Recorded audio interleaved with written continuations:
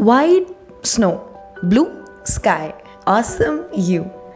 An uber famous painting, Mona Lisa. When it comes to famous works of art, there's a short list of the most well known paintings of all time. What notable priceless paintings can you think of? Chances are one of the first painting that you might have thought of was the Mona Lisa.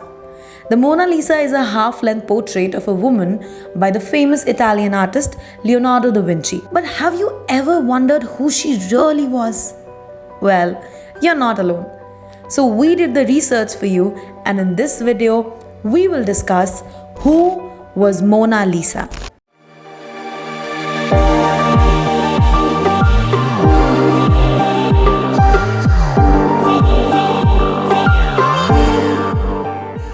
According to art experts, the Mona Lisa is the best known, most visited, and overall most famous work of art in the entire world. Painted by Da Vinci between 1503 and 1506, the Mona Lisa is an oil painting on a poplar panel. Acquired by King Francis I of France, the Mona Lisa is now the property of France. It is on permanent display in Paris at the Louvre Museum. Millions of visitors come to Paris every year to see the enigmatic smile on Mona Lisa's lips. But who exactly was Mona Lisa? The subject of the painting is believed to be Lisa Gherardini. She was the wife of a wealthy silk merchant from Florence named Francesco. Historians believe Francesco commissioned the painting for their new home to celebrate the birth of their second son, Andrea. The sitter's mysterious smile and her unproven identity have made the painting a source of ongoing investigation and fascination. Have you ever wondered where did the title Mona Lisa come from? Well, the English title Mona Lisa comes from the subject's name and the Italian word Mona, that means my lady. The painting presents a woman in half-body portrait, which has a backdrop of a distant landscape. The three-quarter view in which the sitter's position mostly turns towards the viewer broke from the standard profile pose used in Italian art and quickly became the convention of all portraits, one used well even into the 21st century. The subject's softly sculptural face shows Leonardo's skillful handling and reveals his understanding of the musculature and the skull beneath the skin. The delicately painted veil, the finely wrought tresses, and the careful rendering of folded fabric demonstrates Leonardo's studied observations and inexhaustible patience. The sense of overall harmony achieved in the painting, especially apparent in the sitter's faint smile, reflects Leonardo's idea of the cosmic link connecting humanity and nature, making this painting an enduring record of Leonardo's vision. There have been numerous theories about the identity of Mona Lisa. The first one, which we already discussed, about her being the wife of a wealthy merchant, was first suggested in 1550 by artist biographer Giorgio Vasari. Another theory was that the model may have been Leonardo's mother, Caterina.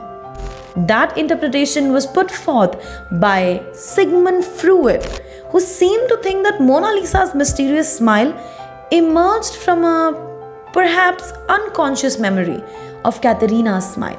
A third suggestion was that the painting was in fact Leonardo's self-portrait, given the resemblance between the sitter's and the artist's facial features. Some scholars suggest that disguising himself as a woman was the artist's riddle. The sitter's identity has not been definitively proven. Numerous attempts have been made even in the 21st century to settle the debate by seeking Lisa Gherardini's remains to test her DNA and recreate an image of her face. But they were all inconclusive. So what's the history of this painting? Well, Leonardo da Vinci began painting the Mona Lisa in about 1503. And it was in his studio when he died in 1590. He likely worked on it intermittently over several years, adding multiple layers of thin oil glazes at different times. Small cracks in the painting, called craquelure, appear throughout the whole piece, but they are finer on the hands, where the thinner glazes correspond to Leonardo's late period. French King Francis I, in his court, Leonardo spent the last years of his life, acquired the work after the artist's death, and it became a part of the royal collection. For centuries, the portrait was secluded in French palaces until insurgents claimed the royal collection as the property of the people during the French Revolution. Following a period hanging in Napoleon's bedroom, the Mona Lisa was installed in the Louvre Museum at the end of the 19th century.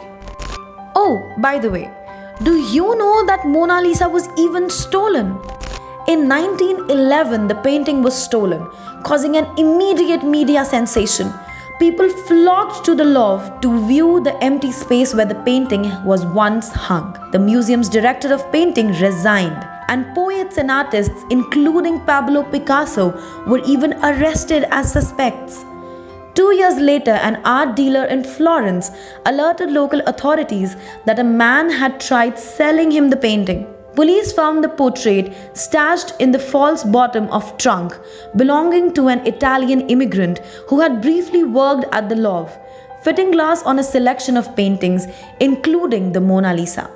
He and possibly 2 other workers had hidden in a closet overnight, taken the portrait from the wall the morning of August 21st, 1911, and run off without suspicion. He was arrested, tried, and imprisoned, while Mona Lisa took a tour of Italy before making its triumphant return to France. Well, now that we know so much about Mona Lisa, it's only fair to ask, how's she now? Well, the scholars have noted that the Mona Lisa is in fairly good condition for its age.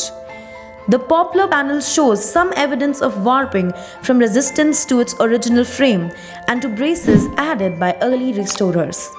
To prevent the widening of small cracks visibly near the center of the upper edge of the painting, dovetails were added to the back of the painting. Restorers later pasted heavy canvas over the cracks and replaced the top dovetail. The glass protecting the Mona Lisa was replaced with a bulletproof case after several attacks in 1956, one of which damaged an area near the subject's left elbow. The Mona Lisa thus escaped harm from acts of vandalism in 1974 during the work's visit to Tokyo, and in 2009 when a museum goer threw a ceramic mug at it. Oh, did I tell you about the twins of Mona Lisa?